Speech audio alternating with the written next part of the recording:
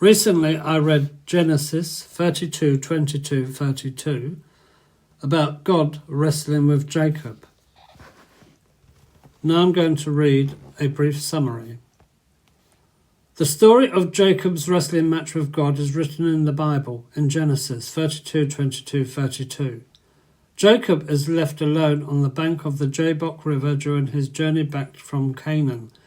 He is wrestled with by a man until dawn. The man refuses to give his name, but Jacob insists on a blessing in exchange. The man changes Jacob's name to Israel, which means contends with God. Jacob's name, the place where they wrestled, Peniel, which means the face of God. Jacob is left limping because of his hip, which was wrenched during the wrestling match.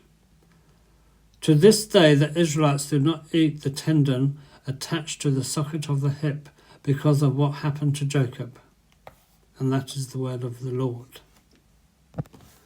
I'm going to read a bit of Hosea, because he also says that Jacob saw the face of God and wrestled with him. Now the Lord is bringing charges against Judea. He is about to punish Jacob for all his deceitful ways and pay him back for all he has done. Even in the womb, Jacob struggled with his brother. When he became a man, he even fought with God. Yes, he wrestled with the angel and won. He wept and pleaded for a blessing from him. There at Bethel, he met God face to face, and God spoke to him. Hosea describes God also as an angel, but he also does identify God as being the one that wrestled with Jacob. I will also at some point read the whole of this chapter that Hosea has given, or a brief part of the chapter, what he's saying, because it's only right. I can't just put a little bit on there.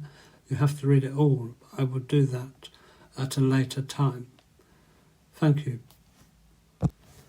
I'm going to read a list of different Bibles that people use in the churches. The King James Bible is probably the biggest used Bible in the English-speaking world in the churches. I find it hard to read because it's all in thee and thou, but there are English versions of it. Then you've got the New International Version, the NIV, and I do look at that sometimes. The New Revised Standard Version, the New Living Translation, the English Standard Version, the New American Standard Version of the Bible, the New English Bible,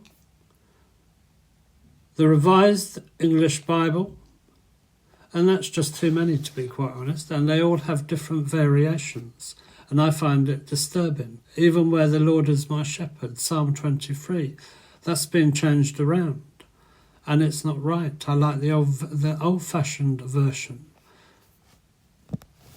Personally, if this world was perfect, as we obviously know it isn't, there should just be one world Bible and then we'd all know the truth. But there isn't.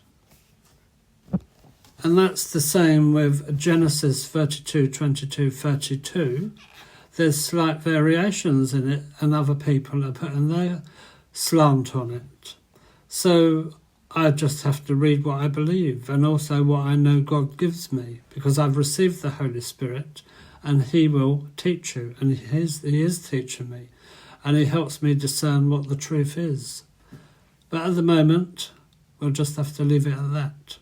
Have a nice day.